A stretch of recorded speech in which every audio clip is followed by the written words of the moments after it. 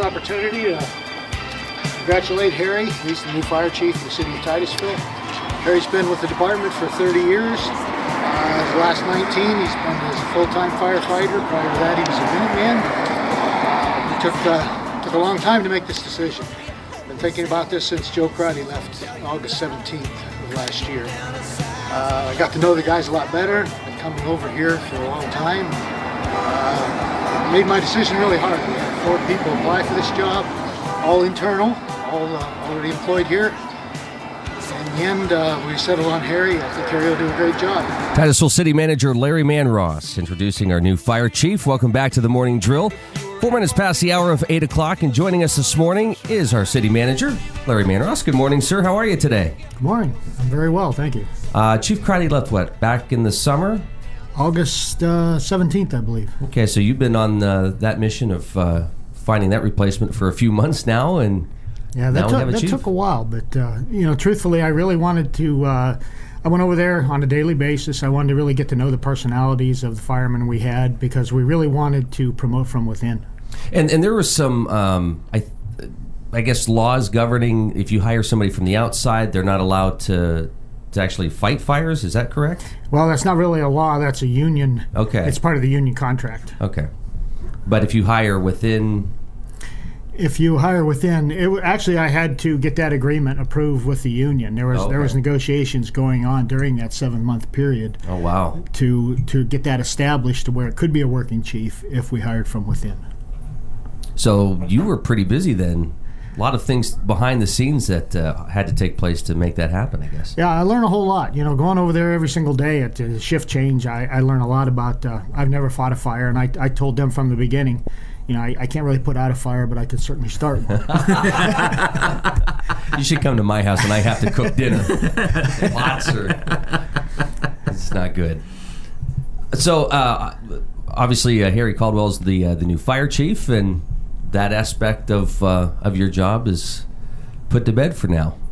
That's fantastic. That, like I say, it was an interesting 7 months, but well worth doing. I'm glad I didn't rush it. We have a lot of good firefighters over there. It's hard to pick when you have a good group to pick from. Absolutely. So it's. And you need to hear some of those guys even say, "Oh, you know what? It doesn't matter. Everybody gets along." Yeah, and they really do. It's a good team over there. They're very well educated. They know how to fight fires. They've all been there for quite some time. So yeah, we've got a good crew over there. I imagine it's a good feeling though to relinquish that hat after a while. Oh yeah, I was ready. There's other things that need the time invested, but yeah, now we're moving forward. So now you guys got a early Christmas present or a late Christmas present, depending on how you look at it. Mark, you were covering a meeting it seems like 6 weeks ago. Yeah. It was just in March, I think. The grant was, $1.6 million from USDA. Correct. And that was to help the city finish up the wastewater treatment plant. What's the status on that at this point? On the wastewater treatment plant? The construction, you mean, the status? Mm-hmm. Yeah. Actually, we've issued the intent to award the bid. The bid will be awarded, I believe. Well, the paperwork already has gone out. We're having a pre-construction meeting next Wednesday. Wow. So at that time, we'll finish signing paperwork, and we should be ready to go. I would say construction out there should start by the 1st of May. Wow. That's great. And what's a process like that? I mean, how long will they be working on that project? The contract states that they have to be finished in 9 months. It's 270 days from the time they start, from the time it's issued. The reason we try to set that up is we're under a consent order still. We had an extension which extends our consent order until December 31st of 2014. So we really only have about 9 months to get this job done. Otherwise, the city's fined $250 a day by the DEP. Ouch. So they are going to get it done. Yeah, so we're going to be on them, every day basically to move this project forward. Now, is that something that affects the residents, or is that a pretty easy thing? I mean, will anybody be put out by this project? No, nobody will be affected at all. A big part of the project's building another holding tank, a 1 million-gallon holding tank. So it's a lot of concrete work, a lot of piping. There'll be maybe a 2 or 3 hour switchover where they actually tie everything together. But even that, we'll do that on a low flow time, which means dry season, and we'll actually get that swapped over, and we should see no interruption at all. No, adding that additional tank has nothing to do with the crap that comes out of this show, right? I don't know if any of it would end up in there or not. Luke seems to be pretty confident. Yeah, it's going somewhere. All right. Well, these sound like pretty big projects that you've had to tackle first part of this year, and it seems like things are well underway. So, as we get into spring and summer, that opens the door for a lot of other projects. So, what's going on with PennDOT and any construction going on there? Actually, the last time I spoke with PennDOT, they said they're doing absolutely no paving in the city of Titusville or any other projects to my knowledge. The only thing that they have plans on doing is a little bit of work to that Perry Street Bridge. They're going to put another Band-Aid on it, basically, that should tie us another 4 years, buy us 4 more years. Wow. That's going to be done this summer. So is that a conversation that PennDOT has with you, or has with you and the commissioners, or how does that work? Because it seems like we had Jack Lynch on a couple weeks ago, and obviously the bridge is part of a discussion taking place. Does this just kick that can down the road for 4 more years? Pretty much. Nobody seems to want to make the decision whether the bridge stays or it goes. I met with Francis Wiederspan, one of the commissioners, and we talked at length about the bridge. But, bottom line is, even though the bridge is owned by the county, the funding comes from the federal government, or ultimately PennDOT. So actually, the person with the money really makes that call. And PennDOT isn't willing to make that call at this point. Wow. What are you hearing from residents in town? Everybody I've heard definitely wants to keep the bridge. But, there's 2 sides to every story. PennDOT's issue is, I can look down the street and see the next bridge. Do we want to spend $3 million or $5 million? The price is always different every time I see it. Right. On a tip. But, do we really want to spend that much of taxpayers' dollars? Is that wise spending of the money? So that's the thing. Here in the town, we want the bridge. Of course we want the bridge. But their issue is, we have to look out for the whole state. Is that wise spending of the money? There appears to have been a mystery sign posted on the bridge early this week, too. Yeah, that idea surfaced actually at a council meeting. And to tell you the truth, I hadn't done anything with it. Now, I don't know if somebody picked up on that at the news level, because all of a sudden that appeared. And I noticed it the same day that somebody called to my attention. I didn't even see what he... There's a height restriction sign now. Okay. On the bridge that limits the height of the vehicle to about 8 feet. 8 feet. Right? 8 feet. Okay. Yeah. But they were, I guess from what I keep hearing, there were trucks sneaking across that bridge. Why, I have no idea. But, it's a 3-ton limit, so they had to figure out some way to stop that. And that's a great idea to post that, that height restriction. That'll even stop a box truck. So with the weight restrictions, sometimes you'll hear somebody say, well, if we keep the bridge, that allows emergency vehicles to get across there, but you're not going to drive a fire truck across there, are you? No, we couldn't. Okay. In the condition of bridges now, there's no way. We haven't been able to for years. And also by these few repairs they're doing, it's not going to make the weight limit any different. It's just going to leave it as is. It'll make it so it's safe at the 3-ton limit. Okay. Are there any, alternatives if they can't keep the bridge open, or will they look to make it a walking bridge? Is there, anything else that could be in the works, or? There is talk of a walking bridge, and I think they would be very receptive to that. If ultimately the bridge has to come out, I believe that would be an alternative that they would agree to. That's sort of a low-cost alternative, too. Yeah, they could use the standing, pillars or whatever you call them, and just run the bridge across there. Weight limit would be very light. Because people still, from the south side there, folks do walk up the street to do some business and what have you, and I imagine... I think it'd work well for that. Yeah. I really do. That gives them at least access to walk, into the downtown without going clear around. Is that something PennDOT would have to do a study on to see the amount of traffic, or is that something that the city has to say, okay, if we're going to keep this bridge, we need to do some things to maybe convince PennDOT to keep it? Well, there's already been a couple of studies and a couple of traffic counts, and I've heard different numbers on the traffic count. I'm not sure who's correct and who isn't correct. But I don't know, PennDOT always does a study for anything. Before they do anything, they're going to do a study. Now, they've done some in the past, or whether they'll do another one before that decision's made, I don't know. The city itself has no intentions, as far as I know, to do any kind of a study. That kind of leads into trail talk, and you hear a lot about trails. Does the bridge or does any of this conversation affect any of this trail talk? That's a good question. I at this point, I don't know if anybody can answer that. Nobody knows exactly the route of that trail at this point. If the trail had to cross the creek, that might be a walk bridge might benefit that. But if it doesn't, of course, then that's not a factor. People are hearing talk about, well, what's going on with this trail? What is this trail? Boil it down for us to the basics. What is it that needs to happen?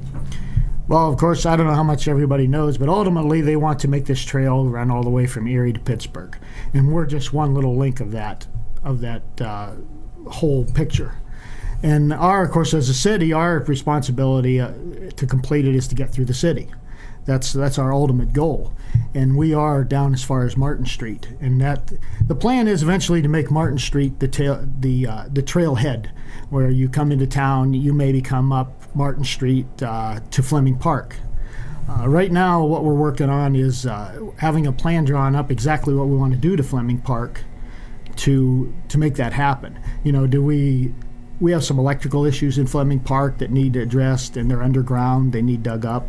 So we're trying to get this all together and decide what we're going to do so we can do all this work at one time, at one expense. Is that doable? Do you think trying to get all that at one time is going to be feasible? Oh, I think so. The city has pretty much designated the redevelopment authority to head the trail issue. We've been working very close with Jim Becker from the Redevelopment Authority. They're applying for whatever grants they can get to make this happen. So it sounds like it's really just a sliver that needs fixed here. I mean, the trail comes into the city, and you've got the other side taken care of, right? So it's just linking. Yeah, we've got to section. get basically to the other side of the city. Almost to Walmart is where the city line is. So basically, we've got to get to Walmart with the trail from Martin Street. Wow. And it's figuring out where we can acquire the property, where that road has to go. There's a lot of factors. It's not going to happen overnight. It's several years away. I'd like to see it in a couple, but is that realistic? I don't know at this point.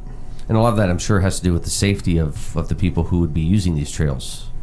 Right, safety's a factor, but the big factor at this point is acquiring property. Figuring out where we're going to run the trail, and then do these people want to sell? We can't just take property. Yeah, it's not as easy as it sounds. Yeah, and I don't. I'm not a big advocate of government taking people's property. If you want your property, we shouldn't step on you. It's your property. So ultimately, if they want to sell, then I guess we'd have to take that route.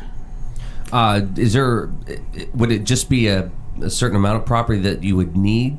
Is just the size of the trail, or are you talking about insurance stepping in, saying, well, in order to do this, you need to be protected on? Well, it'd be more of a right of way than it would be, depending on the property. Okay. If it was a small piece of property, it might take the whole property, but it's just basically the width of a trail. A lot of things been looked into, running alongside the rails, and there's been talk with the railroad. There's a lot of talking going on. Nothing's been firmed up. Actually, Jim Becker and I, we plan to meet with some people here in the next couple of weeks to discuss some more on that. So is in terms of tackling this, is it just you guys internally working on that, or is that something you have to touch base with commissioners or anybody else in the state? I guess we touch base in that we're applying for grants, whether they be state or federal, whatever grants are available. Okay. And there are several grants available. I mean, the state and the federal government has a lot of money invested in these trails. They want to see them connected. So there is money out there. It's a matter of having your project ready, having all of your, the big thing is, like I say, those right-of-ways. You need to know where you're putting a trail before you apply to get money to do it. Getting into some other topics here, we are in the 4th month of the new year. What are some other challenges ahead for you, or what are you excited about tackling? Well, one thing that we've been talking about for a couple of years is repairing Water Street down by the middle school. That's in the works. We're doing preliminary engineering work on that now. We'll be paving half of that street, possibly curbing, depending on what the estimates are. Wow. New storm sewer down through there. As you drive through there, I'm sure everybody notices there's always water laying all over. But we want to correct that problem. That's one of the bigger projects. Of course, the paving. The council committed several years ago to putting $230,000 every year into paving. Now, there were several years in the past we did no paving, so that's part of a 20-year plan, which we're sticking pretty close to. And since I've been here, we have invested that and sometimes more into paving. This year, we're going to be doing probably 330 because we're doing Spruce Street that runs up from Petroleum. Let's see, it'd be East Spruce. From Petroleum, clear up over the hill where the housing apartments are, down over to Watson Road. We're going to pave that whole stretch. And we're doing that because we're using CDBG grant money to do that project. Now, the thing that people should probably remember, too, is that no matter how much money you throw at paving, it seems to get more expensive every year. Paving material is petroleum-based. Correct. And that enters into the equation quite a bit. So the money that would buy a certain amount of paving one year is not going to buy the same amount of paving the next year. Have you seen that? Oh yeah, prices definitely go up. It's like you say, it's based on oil prices. And that's hard to predict. Who knows where that's going to go? 230 is a lot of money, but it doesn't buy you a lot of paving, to be honest with you. But that's really all the city can afford. So we do the best we can with what we have. At least we have a plan, I guess, is where I'm going with that. Right. We are doing paving every single year. Well, that's very unique because a lot of small towns, a lot of cities, when push comes to shove, the paving program gets shoved into the background. The snow plowing, budget will eat into paving in many places, and that just kind of kills any effort right there. So this 20-year plan seems to be fairly unique. And another thing for consideration, that's a very big expense, is ADA curb cuts. You're paving. As you pave, you by law now have to do the curb cuts. If you don't have handicap curb cuts, those have to be done. So, and you're looking at every single cut costs $6,600. Wow. So one intersection, you've got 8 cuts. That's enormous money, and we have been ahead of that program. We actually have money sitting there to do more curb cuts if we need to. So we're coordinating the curb cuts and the paving as we go. I couldn't imagine. That's a lot of money. It is a lot of money. It's a half a yard of concrete. But, things have happened. They're very, very fussy on exactly how those, not much tolerances on those curb cuts. Consequently, guys that bid them know they may have to redo them, so that drives the price way, way up. Yeah. Does this stuff keep you up at night? I do wake up thinking about this stuff sometimes. I think the question is, are people calling you late at night? Actually, they don't. Okay. They really don't. Well, you mentioned the snow removal, and it seemed like 2 years ago, people were talking about snow removal, but this year's been just outstanding, especially if you consider the amount of snow and the cold. The city was really on top of things this year. We've made a lot of changes. A couple of years ago when I first got on, there was a council meeting where, the public, kind of hit me pretty hard about that, and I made the commitment. We're going to make some changes. We're going to try to improve. I mean, you always think you're doing the best job, but you can always improve. So we have done some things, and I think the guys are doing a great job. Yeah, I just the amount of snow and the cold. I don't think there was any problems, and you may know, but from the outside, it didn't appear to be anything like a couple years ago. Just a lot of added costs. We had overtime, a lot more overtime this year. We've had more than twice the amount of salt more than twice the amount of anti-skid. As you can see out there now, it's everywhere. Yeah. When you put it it was down, it's got to be taken back up. That's the next winter. big thing. It's been a rough winter. Yeah, and that all costs money. But I've seen crews out this week. It's been nice. It's been great. They've been out getting some of that dirt out, and I'll tell you what, there's piles of it. Yeah, So we they've been actually busy. ordered a brush for on the front of the skid steer that we should be getting any day. We'd like to brush that up in piles and scoop it up. It's faster, more efficient than using the street sweeper. Then we can do the final cleanup stuff with the sweeper, especially on the heavy areas. There's some areas that are naturally way more anti-skid than others. Yeah.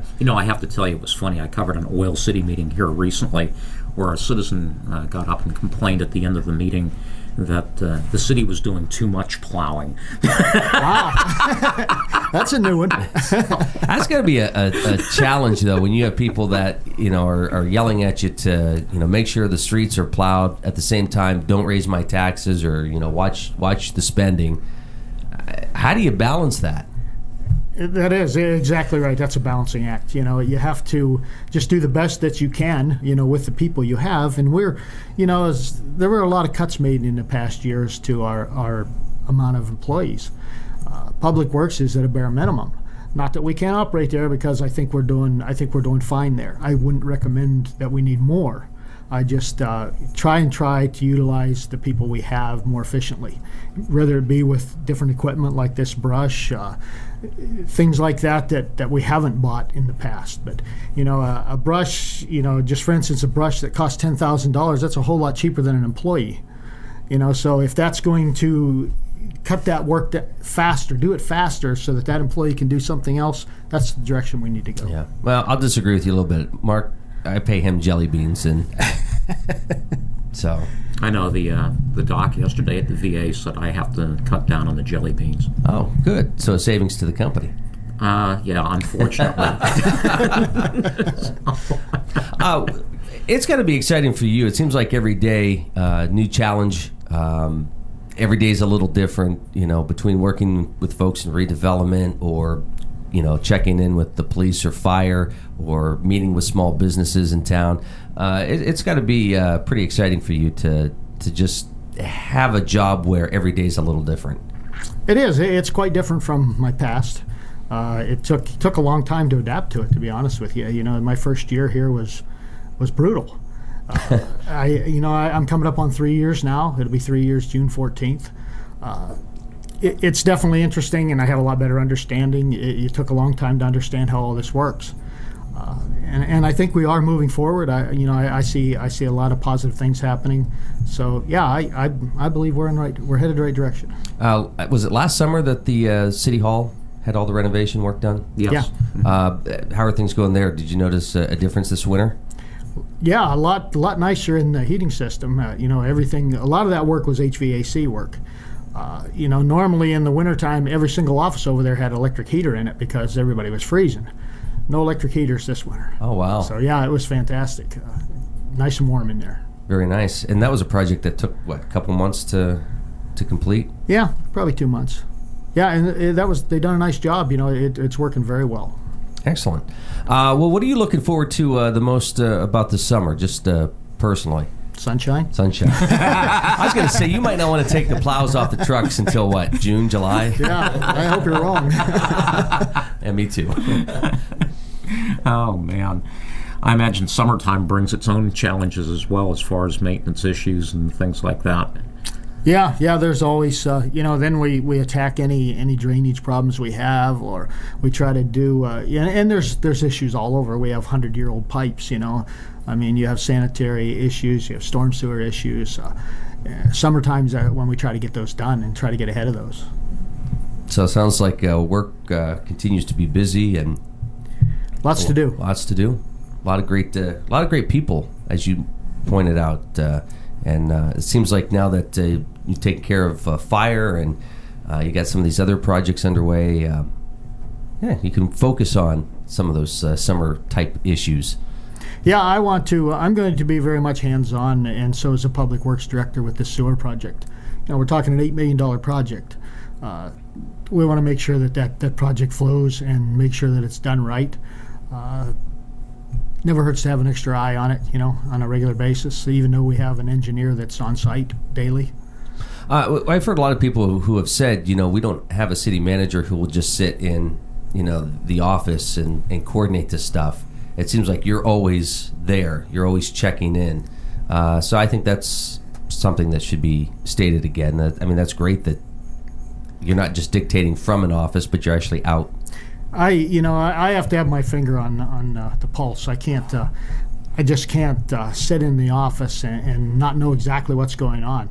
If council asks me, what's happening with this, I like to be able to, I was there, I can tell them exactly what was happening with this. So I can't get involved in every project, obviously, but anything of any size, I like to check on, and I'm not an office person. I'm more of a hands-on. Last year the city brought on a dedicated maintenance person for the recreation and parks. How's that working out? Does that seem to be doing as well as you expected? Oh, I'll tell you, that's probably one of the best things we ever did, to be honest with you. That's the particular guy that we hired is doing a fantastic job, and I think that shows. Take a look at the parks. They look nicer than they have in years and years and years. Right now, he's been all through the winter. He's been actually doing some restoration work to Evans Lodge, which is so bad shape. Yeah, I was going to say that's needed a lot of work. There wasn't any water running into it. We now have water into it, hot water, cold water. We've renovated the bathrooms. We've renovated the kitchen. We haven't had any gas to even keep minimum heat in there because something was wrong with the line. Right now we're running a new gas line to Evans Lodge. So he's done a lot of work during the bad weather when he couldn't be outside taking care of actual parks. Since the weather's broke, he's cleared. If you look up at Evans Lodge, you always notice a bunch of brush and stuff out in front. That's all cleared out. That's right up to the lodge now. You can see up there. There's no brush. He's cleared brush down at the Cyclops field. Used to be brush all in that back fence. Yeah. So you could, if you were in that back parking lot, you couldn't watch a game. You can now. Oh, that's great. So he's this guy, and for a one man, it's pretty much a one man show on the parks. He's been doing an excellent job, and I see big results. Appearance has so much to do with how people see where it is that they live. If it looks nice, it's so much more impetus to get out and use a facility like that. Yeah, here a year ago, when we hired this guy, we made a commitment as a city to get these parks looking well, and for 1 year, I'm really, really pleased at how far we've come. Give us another year, they're going to be really, really nice. So does that person then check in with you and you kind of say, here's some issues that we have, or is it a combination of working with leisure services and seeing what needs addressed on things that they're working on? Actually, that was a big change too. This parks director reports directly to me every day. He doesn't report to Public Works. What happens, and this is nothing against Public Works, it would happen if I was down there every day. If you have all these guys reporting, everything's prioritized. Well, the parks are down on the list toward the bottom. If you have a water main break or whatever, right, that's priority. Well, by him not reporting down there, he doesn't fall into that. He's strictly parks. So he reports to me, I give him assignments. He works on parks every single day. He's not taken off for other things. Unless if there was an extreme emergency, naturally Randy would call me and I had no problem. He could do it. But this keeps him working on the parks. It seems like the parks are utilized tremendously over the between now and into the fall. You've got a big softball tournament coming up at the end of May. Obviously, baseball, softball, track. All these sporting events taking place down there. You're going to have football. You're going to have soccer. So it is important to make sure the parks are ready to go. And once the mowing starts, in all honesty, that's a guy full time. He'll get nothing else done but mow grass, because that's how long we're mow like 70 acres of grass. That's a lot of grass. Wow. So that includes Burgess, Roberts Grove, the complex, Fleming, Pioneer Park, which a lot of people don't even know where Pioneer Park is. But yeah, all those parks. Wow. And it's a lot of grass. All the ball fields, the one out by the waterworks, we have to take care of that, the Cyclops field. Yeah, that's definitely a full-time job right there. Yeah, once it starts growing, especially in the spring, the first 2 months, once that growing season starts, it's really hard to keep up. We hear stories. Mark covers Oil City meetings as well, and Oil City has really changed their attitude in terms of how they tackle their budget every year, where they've actually started now really digging in and taking a look at what they're spending, what's needed. Do you feel pretty fortunate that it seems like when it comes towards the end of the year, everything seems like it's in place and ready to be approved? That you're not spending a whole lot of time maybe looking back, and maybe you are behind the scenes, but it just seems like you guys know where you're at. Well, a couple things. We do spend a lot of time. We don't wait till the end of the year. We look at the budget continually. We want to, if we put together a budget, we want to live within that budget. So we try to put a realistic budget together. And then when we bring it to council as a balanced budget, it's a livable budget. And it's pretty tight, really. There's not a lot of, I don't know how I want to say it. Like you could build, say you could have your budget to where you were really making it so loose that there's a lot of extra money in there. We don't have that. Our budget is put together very tightly, which our auditors are going to be presenting at the next council meeting, and they'll explain that then, how tight that budget is. But we have lived within it. We put a lot of time into it. And the other thing is, we have a council right now they're so good to work with. These guys, we're all on the same page of where we want to go, how we want to do it. So, when they review it, we're all on the same, we have the same ideas, so I don't have to worry about, well, are they going to question this? Are they going to question that? They're on board. If it's realistic and so far they seem to think it is, we can move forward. And that's a big advantage. How do contingencies fall into that? Say, just, I don't know, for instance, 3 trucks blow up on the same day. Is the city able to take care of things like that, or repair? Well, we couldn't buy 3 trucks, but as far as repairs, we've got that covered. We've been trying to buy. We had a lot of junk stuff. We've been trying to buy a pickup truck every single year, and we have since I've been here. Because we were operating with 1986 trucks, pickup trucks that were just totally junk. Well, at some point the repairs exceed. You might as well have a new truck. It's cheaper to have a new truck, right? And that's where we were. Every single thing we had is wore out, and we're on a very good course to get that changed. We don't want any confusion with the classic car show coming during Oil Fest. Yeah. No, that's the city fleet. That's not. Those aren't entries into the. Yeah, there will be no city vehicles at the car show.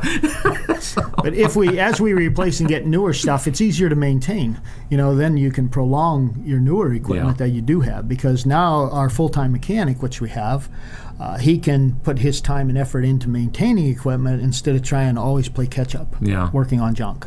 Yeah, it's what, prevention and preservation, not restoration at this point. Exactly. And on that note, Titusville City Manager Larry Manross, thank you so much for your time. Thank you for having me. It's always good to come over here and share with the citizens what's been going on. Yeah, we need to get more on a routine with you. It's great just to get updated on some of these issues and projects that are taking place. Yeah, I'd be happy to come over anytime. All right. Well, last year he was fire chief. It was really difficult to get him to break. That was my morning time right there. Alrighty, and if folks have any questions, can they contact City Hall or stop in and say hi? Oh, absolutely. I have an open door policy. I'll see anybody anytime.